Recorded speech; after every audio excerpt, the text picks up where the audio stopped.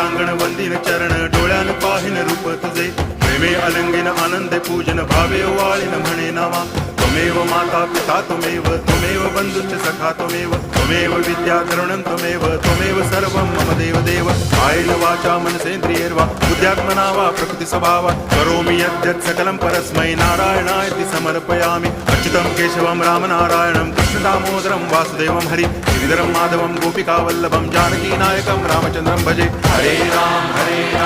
Ram Ram Hare Hare Hare Krishna